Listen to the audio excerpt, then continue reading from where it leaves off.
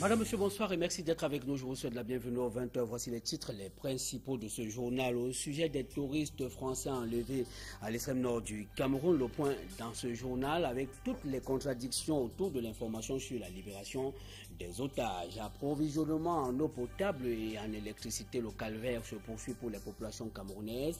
Le tour dans quelques villes et campagnes dans cette édition. Et en débat ce soir, la confusion qui règne autour de l'actualité sur l'enlèvement des touristes français. Un journaliste d'investigation est notre invité dans la seconde partie de ce journal consacré au débat. Je vous retrouve dans un très court instant.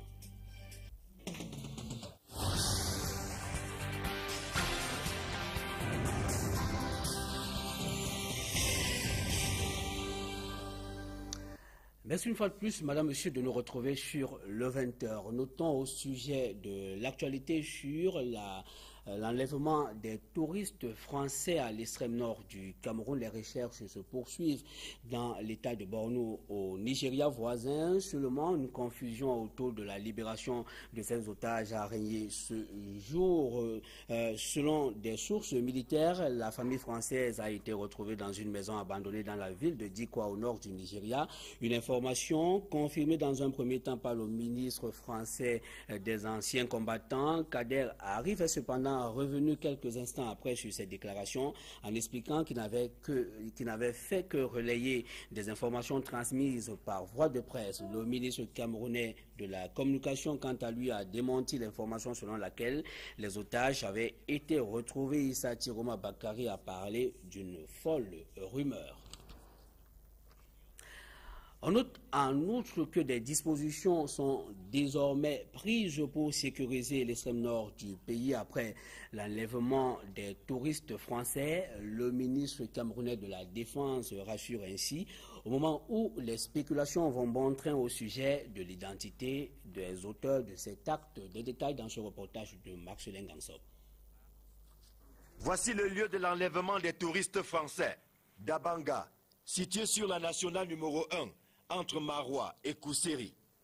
Ici, 30 mètres seulement séparent le Cameroun du Nigeria, suffisant pour que les ravisseurs aient eu le temps de prendre la poudre d'escampette après leur forfait. L'on pense que cette famille française aurait été épiée à partir du campement de Ouaza. Les ravisseurs ayant frappé à l'endroit le plus favorable à ce type de manœuvre, en s'exfiltrant en territoire nigérian par la suite.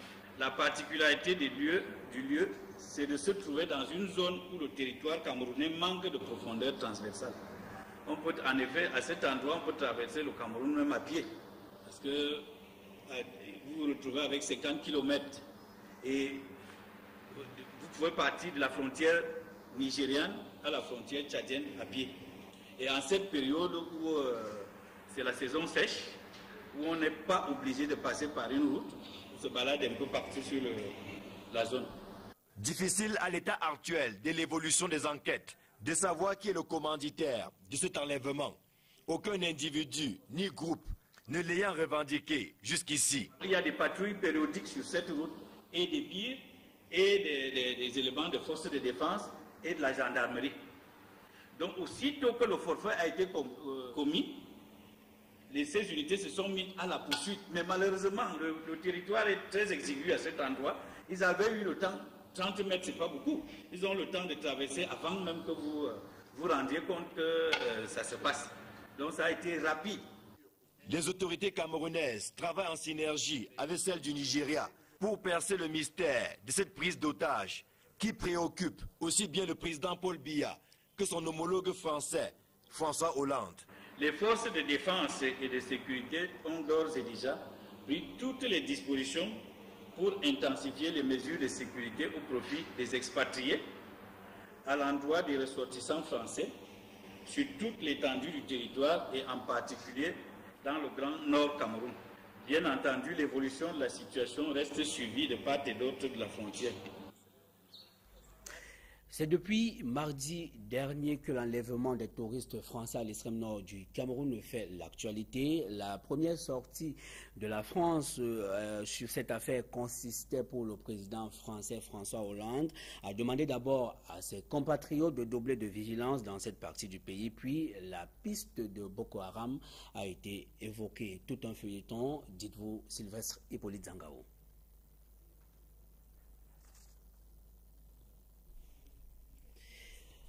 Manifestement, nous n'aurons pas ce reportage, nous y reviendrons. On reste avec François Hollande, le président français qui interpelle le régime de Yaoundé sur le cas de Michel Thierry à Tangana. Le président français estime que la récente condamnation du franco-camerounais est sévère et lui rassure du soutien de la France pour une favorable et rapide sortie de cause. C'est le contenu d'une lettre qu'il a adressée à l'infortuné Marcelin Gansop. C'est le 21 janvier 2013 que François Hollande a écrit à Michel Thierry à Tangana. Le président français, dès l'entame de sa lettre, se dit sensible à la détresse de son compatriote, condamné le 4 octobre dernier à 20 ans de prison. C'est une peine particulièrement lourde, affirme François Hollande, avant de rassurer Michel Thierry à Tangana que la France continuera à se battre pour que son cas bénéficie d'une attention particulière en vue d'une issue rapide. Cette lettre de Hollande à Michel Thierry à Tangana est favorablement accueillie par le comité camerounais de soutien aux citoyens français. Le cas Thierry à Tangana était au menu des échanges entre Paul Biya et François Hollande le 30 janvier dernier. Face à la presse, le chef de l'État camerounais, balayant la thèse d'un procès politique, avait dit ne pas le connaître personnellement, avant de promettre qu'il verra ce qu'il y a lieu de faire après que la Cour suprême se soit prononcée. Elle a, à notre sens, une responsabilité historique qui, pour nous, va permettre à la justice camerounaise de redorer son blason.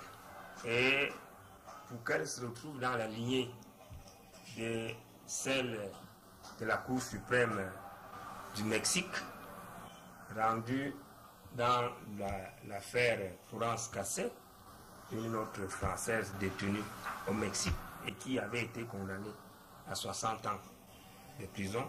C'est depuis 1997 que Michel Thierry à Tangana est écroué dans l'une des cellules du CED. Après avoir purgé sa première peine de 15 ans, il a récemment écopé de 20 ans supplémentaires dans le cadre d'une autre affaire. La thèse d'un procès politique a souvent circulé au sein de l'opinion lorsqu'on évoque le cas Michel Thierry à Tangana. L'eau potable ne coule toujours pas à Koto Village, c'est un quartier de la ville de Douala et pourtant la date du 18 février avait été annoncée pour le début des travaux de connexion de ce quartier par la Camerounaise des eaux, la société camerounaise en charge de la distribution du précieux sésame sur le terrain. Jusqu'à ce jour, rien n'est fait. La situation n'épargne pas les populations dans les arrondissements de Ndikinimeki et de Nitoko dans le département du Mbam et Inobu. Nous sommes dans la région du centre du Cameroun où l'eau et l'électricité sont rares. Le quotidien des populations dans ces localités reste un véritable calvaire. Pas en reste les populations de Nitobouon à Bamenda dans la région du nord-ouest du Cameroun, privées d'énergie électrique pendant près d'une semaine. Ces populations sont en colère. Elles sont allées exprimer leur ras-le-bol devant la direction régionale de la compagnie de distribution de l'énergie électrique au Cameroun. Des détails dans ce reportage signé Sylvestre Hippolyte Zangao.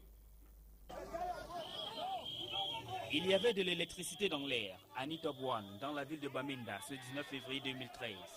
Les habitants de ce quartier, privés d'énergie électrique depuis près d'une semaine, sont sortis dans la rue dire leur ras-le-bol. Criant à tue-tête, c'est ici à la direction régionale de la société spécialisée dans la distribution de l'énergie électrique au Cameroun qu'elles sont venues exprimer leur mécontentement. Il y a même les enfants qui vont composer, mais il n'y a pas la lumière, ils ne savent même pas quoi faire. Même les petites filles qui tombent enceintes n'importe comment parce qu'il n'y a pas la lumière, on ne sait pas quoi. Ouais, même il y a les quittances qui viennent chaque mois, les quittances que les gens ne peuvent pas payer alors qu'ils n'ont même pas encore utilisé la lumière, on ne sait pas quoi. Cette colère a suscité la descente sur le terrain du sous-préfet de Bamenda 2e, accompagné des responsables régionaux de la société en charge de la distribution de l'énergie électrique. 3 personnes sont triées dans la foule pour une concertation, à l'issue de laquelle une équipe de techniciens se met immédiatement au travail pour régulariser la situation née d'une panne sur le réseau qui alimente Nitop One. Et les délestages sont légion dans nos villes et campagnes. Ce n'est pas encore la fin du calvaire et comment les populations survivent-elles dans le noir. La bougie et la lampe tempête sont désormais utilisées comme une alternative à quelque chose. Malheureusement, a-t-on coutume de dire, les commerçants se frottent plutôt les mains. Fabien Domo-Ondoa et Flavien Valondongo. Depuis le début des délestages au Cameroun, le phénomène impose une nouvelle vie aux consommateurs. Et ce sont les commerçants qui se tournent les pouces. Quand il y a coupé, quoi, c'est la bougie que les gens achètent plus pour maintenir. Oui, c'est ça qui passe sur le marché. Toute personne n'achète que la bougie. Les bougies et les lampes tempêtes sont 2 éléments utilisés par la population comme moyen palliatif à l'absence de l'énergie électrique. Les boutiques du coin sont de plus en plus sollicitées. Les clients achètent la lampe et ceux qui viennent demander les bougies, comme moi je ne vends pas les bougies. Je vends plutôt que la lampe. Oui, c'est parce qu'il y a des lestages. Constamment, il y a des lestages. Malgré les risques que l'utilisation de la bougie et de la lampe tempête peuvent présenter au sein de la population, ces moyens de bord restent incontournables. Selon des experts, le déficit énergétique au Cameroun fait perdre sur le plan économique environ 600 milliards de francs CFA par an. Un chiffre qui pourrait conduire à une chute drastique de notre économie si rien n'est fait au plus vite. Et attention à l'utilisation de la bougie qui quelquefois est indexée dans les incendies survenus dans nos villes et campagnes après des coupures intempestives du courant électrique. Et justement, un incendie s'est déclaré au quartier Bepanda dans la ville de Douala, plus précisément au lieu dit Double-Bas les Peuples. C'est une maison d'habitation construite en matériaux provisoires qui est partie en fumée. Si on ne déplore aucune perte en vie humaine, on note cependant que des dégâts matériels sont importants. Pierre avec Duromban. Ce sont en tout 5 chambres d'habitation et construites en matériaux provisoires qui sont passées sous les foudres des flammes. On parle du million de francs CFA et plusieurs documents totalement consumés. La scène se passe de tout commentaire, car selon les sources, les sapeurs-pompiers arrivés sur les lieux auraient rebroussé chemin. S'il n'y a pas plus de précision sur la rétractation des soldats du feu, ces images illustrent et informent sur la gravité du feu qui s'est déclenché au quartier de Panda entre les zones dites de Double-Bas et Peuple. Le domicile appartenant à la famille Camden n'a donc pas pu résister malgré la mobilisation des jeunes du quartier Bepanda. Et en économie, les pouvoirs publics et le secteur privé au Cameroun posent les jalons d'un dialogue productif dans le domaine des affaires.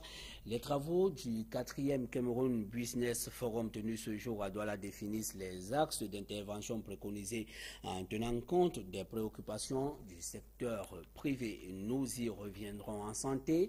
On note que le ministre camerounais de la Santé interdit la circulation d'un antidouleur sur le territoire camerounais.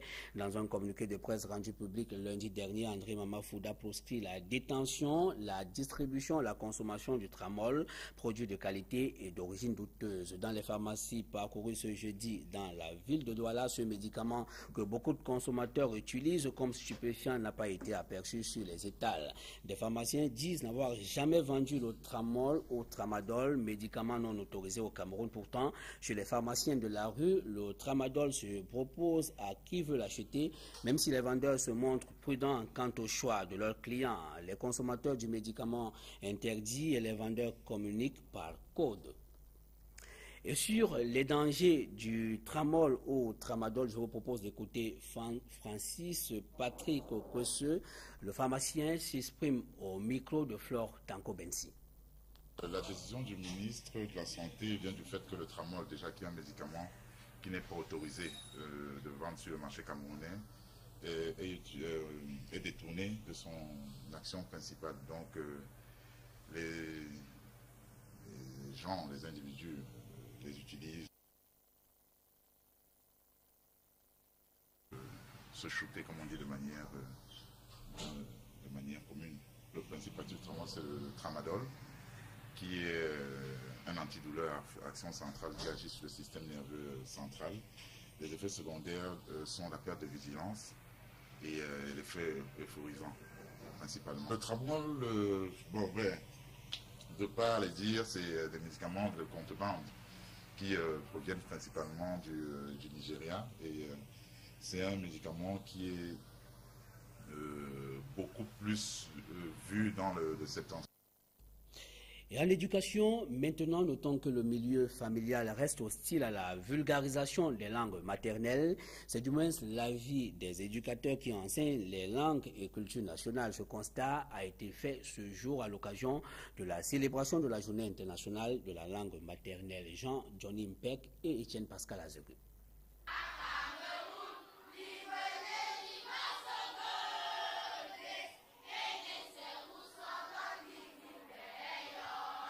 Les élèves du lycée d'Akwa s'initient à l'apprentissage des langues maternelles depuis 4 ans. La preuve est cette exécution de l'hymne national en langue bassa. Un apprentissage qui s'étend aussi à notre culture. Ces apprenants s'imprègnent de la phonétique internationale de la classe de 6e avant de pouvoir opérer à un choix sur leur langue de référence. Donc il s'agit pour nous les enseignants de donner les fondamentaux. Donc des bases pratiques en phonétique pour que les élèves puissent lire et écrire leur langue. Ces notions, une fois acquises à l'école, les élèves ont parfois de la peine à les mettre en pratique dans le cadre familial. Dans nos maisons, dans nos foyers, dans nos familles, de moins en moins on parle les langues dites maternelles aux enfants. C'est le lieu ici d'attirer l'attention des parents, leur demander de pratiquer un peu plus nos langues maternelles avec les enfants à la maison.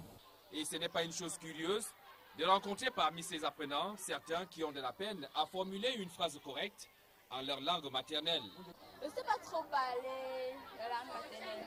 En SM, souvent quand on fait les cours, on nous apprend comment jouer en langue maternelle, comment parler en langue maternelle.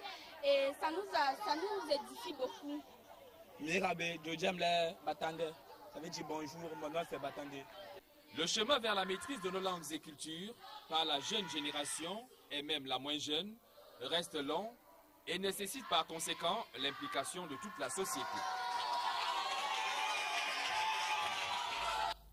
En politique, pour refermer la première partie de ce journal, s'achemine tant vers la prorogation du délai des inscriptions sur les listes électorales. Les acteurs politiques pensent que c'est la seule option qui peut permettre de faire face au défi d'inscrire au moins 7 millions d'électeurs. Reportage. Elekam a beau multiplier les stratégies en investissant les marchés, lieux de culte, campus universitaires et autres espaces publics, et même en travaillant nuitamment. Mais ce n'est pas toujours la grande ruée vers les points d'inscription. Les Camerounais n'ont toujours pas confiance au système électoral qui prévaut dans notre pays.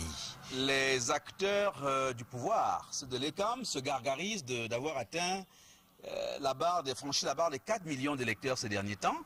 Et nous sommes toujours pratiquement au mieux à la moitié de ce qu'il faudrait pour crédibiliser sur le plan quantitatif le volume d'électeurs dont le pays a besoin. Dans les années 90, on essaie de dire au pouvoir public de rendre le processus électoral crédible, ce qui aurait permis aux populations d'avoir une plus grande confiance dans des structures comme l'ECAM. Or, cela n'a pas été le cas. L'amélioration du taux d'inscription actuel pourrait passer par une prorogation du délai du 28 février. Une option à laquelle les acteurs politiques rencontrés sont plutôt favorables. On ne pourra pas s'arrêter à 4 500 000 électeurs alors qu'on escomptait 7 millions. Et 7 millions, c'était déjà véritablement en deçà de ce qu'il faudrait aujourd'hui pour le Cameroun. On n'est pas obligé d'aller aux élections dans les mauvaises conditions. Parce qu'en réalité, je ne sais pas après quoi est-ce qu'on court. Pourquoi est-ce qu'on veut nécessairement arrêter le processus d'inscription pour une élection qui aurait lieu après le mois d'août? Il faudrait véritablement que la loi soit observée et qu'on laisse les Camerounais continuer à s'inscrire au maximum, jusqu'à ce que notamment le corps électoral soit convoqué. En lançant les inscriptions biométriques le 3 octobre dernier, l'ECAM avait misé sur au moins 7 millions de Camerounais à inscrire sur les listes électorales. On a à peine réalisé à 50% cet objectif à ce jour. Il y a donc du pain sur la planche. Madame, Monsieur, c'est la fin de la première partie de ce journal. Je vous invite à nous retrouver dans la seconde partie consacrée au débat.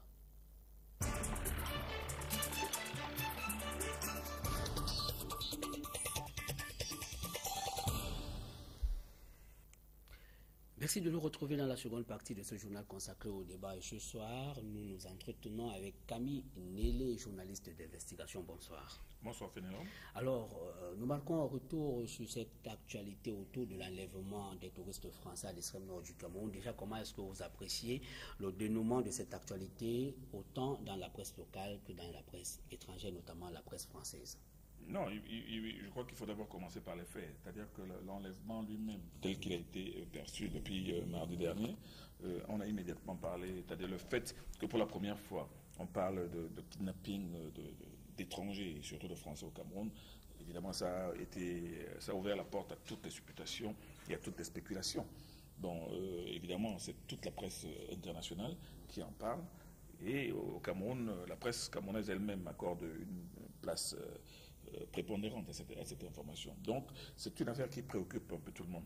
Mais ce qui est un peu frappant, c'est le fait que dès la commission de ce RAPS, on a commencé à parler de Boko Haram, on a commencé à parler... On va y revenir, mais est-ce que vous notez pas en aval qu'il y a eu beaucoup d'empressement dans la qualification de cet acte? Est-ce que vous pensez que le sujet a été traité avec un peu de recul? Non, le sujet n'a pas été traité avec recul, il a été traité de manière très très passionnelle. C'est pour ça justement, c'est pour ça que j'étais en train de parler. On a immédiatement indexé Boko Haram, indexé des groupes islamistes, alors que tous ceux qui connaissent cette zone savent très bien qu'il y a une très forte activité criminelle transnationale. C'est-à-dire que de Mora jusqu'à Kousseri, la frontière est très très tenue entre le Cameroun et le Nigeria. C'est pour ça que parler immédiatement de Boko Haram a été un peu... beaucoup d'empressement. Il y a eu de la part des autorités françaises. De l'empressement et de la fébrilité. Et d'ailleurs on a même entendu le ministre, je crois, de l'administration territoriale qui a dit que la France ne négociera pas, elle ne reculera pas. Non, moi je pense qu'il fallait d'abord laisser le temps d'apprécier. Alors vous dites que la piste de Boko Haram n'est pas plausible? Ou du moins c'est une probabilité comme toute autre probabilité. C'est une probabilité, mais vous savez très bien que quand Boko Haram frappe, Boko Haram immédiatement il revendique et le dit. Et Boko Haram fait beaucoup plus dans la violence, parfois même gratuite. Mais ce que je peux vous dire, c'est que moi je reviens du Tchad, j'étais à N'Djamena en janvier, au début du mois de janvier. Il y a des gens qui sont venus du Nigeria en moto, qui sont arrivés à Kousseri, qui ont égorgé une personne en plein jour et qui sont repartis à bord de leur moto. On a parlé de Boko Haram, mais ça a été vite fait. Donc c'est pour ça que je dis qu'il y a une très forte activité criminelle transfrontalière dans toute cette zone. Et surtout, le fait, et moi je dis que ce rap lui-même a été aggravé par le fait que le mauvais état de la route. Imaginez 270 km entre Maroua et Kousseri. Avant, ça se faisait en 3 heures. Aujourd'hui, ça se fait en 8 heures. Ce qui fait que ces touristes enlevés étaient certainement en train de rouler à 30 ou à 40 à l'heure. Alors, les autorités françaises restent convaincues que leurs compatriotes ont été déportés au Nigeria où ils seraient détenus et les recherches se poursuivent d'ailleurs dans l'état de Borno. Mais les autorités nigérianes, quant à elles, restent réticentes à confirmer que ces otages pourraient être gardés en territoire nigérien. Est-ce que cela ne complique pas les choses? Le premier élément qui pousse certainement les autorités camerounaises à penser que... Les autorités françaises. Oui, françaises et même camerounaises à penser que ces otages sont au Nigeria, c'est que la voiture, la 4x4 de ces Français a été retrouvée non loin de la frontière avec le Nigeria, c'est-à-dire que derrière Dabanga. Mais il y a une double bifurcation. Il y a une double bifurcation, mais ça a été beaucoup plus du côté en regardant le Nigeria. C'est pour ça qu'ils ont pensé que... Et d'ailleurs, ils ne peuvent aller que de là-bas. Les ravisseurs peuvent vouloir brouiller des pistes. Ils peuvent vouloir brouiller des pistes, mais vous savez, cette zone est une zone très très désertique. Elle est désertique et quand vous êtes à Dabanga, sur la route, sur la nationale, vous voyez le Nigeria de l'autre côté. Et de telle manière que quand vous quittez entre Dabanga, par exemple, et Doublé, vous voyez d'immenses étendues désertiques. C'est pour ça que moi je dis, moi qui connais très très bien cette zone, c'est une zone d'ailleurs classée, c'est une zone rouge, qui était le champ de prédilection des coupeurs de route entre Zigagé, Waza et Dabanga. Donc aujourd'hui, avec l'action du BIR, on sait très bien que les coupeurs de route, l'action des coupeurs de route a été circonscrite. Mais là, aujourd'hui, cette route demeure tout de même une route assez dangereuse et surtout sa proximité avec la frontière du Nigeria qui fait que tout peut arriver, tout peut... Alors cet acte n'est jusqu'ici revendiqué par aucun groupe. Qu'est-ce qui peut avoir motivé ces ravisseurs? Ont-ils posé un acte tout simplement pour faire du mal ou alors pour attirer l'attention? Et puisque leur identité reste inconnue. Leur identité reste inconnue, mais seulement ce que l'on peut constater aussi, c'est que le Nigeria nous donne l'impression d'être devenu une sorte de l'île du crâne, c'est-à-dire qu'en Jamaïque, comme au temps des flibustiers et des corsaires. Vous vous souvenez, il y a quelques semaines, on a arraisonné un bateau au large, je crois, de la Côte d'Ivoire, on l'a amené directement au Nigeria. Vous savez très bien qu'on a même parlé encore de quelques... étrangers kidnappés toujours au Nigeria, mais qui sont dans la nature.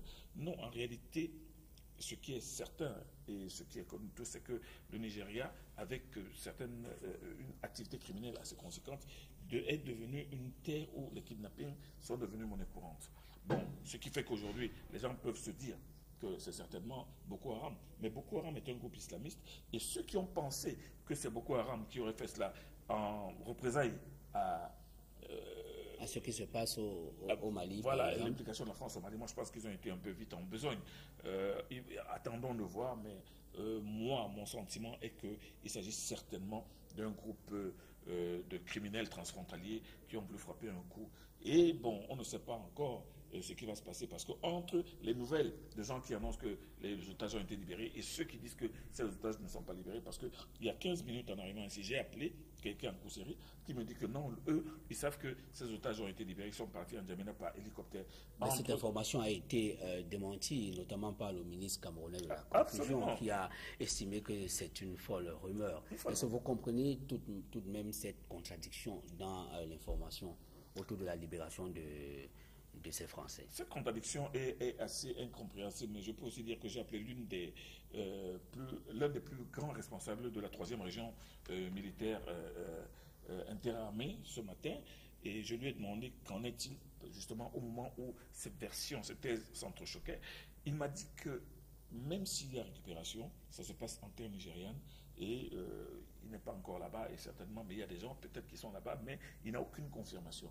Donc jusqu'à présent, on est toujours entre, nous nageons dans les conjectures, entre peut-être une récupération que l'on veut passer, qui est encore top secret, et peut-être le fait qu'on ne les a pas encore retrouvés. Mais ce qui serait intéressant de savoir, c'est l'identité de la personne qui a donné cette information. Parce qu'il semble que c'est un officier de la police ou de l'armée, de la gendarmerie qui a donné. Il faudrait qui aurait donné cette information. Qui aurait diffusé le premier cette information. Mais il faudrait peut-être savoir d'où elle vient. Et pourquoi? Parce que si elle est fausse, ce serait très grave. Alors, le ministre camerounais de la communication, Issa Chiroma Bakari, a parlé exclusivement ce jour au Cameroun à la presse française. Est-ce que vous comprenez cette démarche? C'est une démarche tout simplement incompréhensible. Il ne peut pas parler à la presse française en ignorant ou en snobant la presse camerounaise. Ce n'est pas possible. S'il fait une déclaration, je ne lui donne pas de leçon, mais s'il doit faire une déclaration à la presse pour un sujet aussi brûlant et aussi actuel, c'est toute la presse qui doit être invitée, pas seulement la presse française. Ce geste d'ostracisme ou de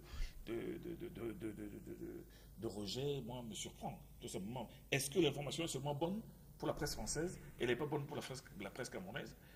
C'est la question qu'on peut se poser. Alors, est-ce que cela ne traduit pas le rôle et l'attitude critiquable du gouvernement camerounais depuis que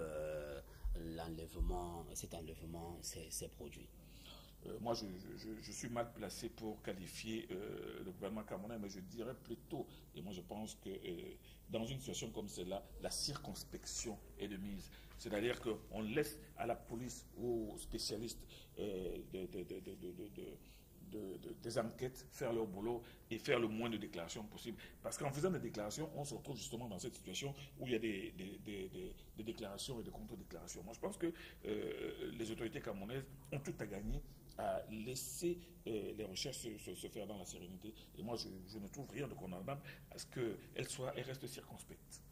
Merci Camille Nélé, vous êtes journaliste d'investigation. Merci d'avoir accepté ce plateau. Madame, Monsieur, merci de nous avoir suivis. Nous sommes arrivés au terme de ce journal. Restez connectés sur le programme d'Equinox Télévision. Je vous retrouve demain lorsqu'il sera 20h. Au revoir.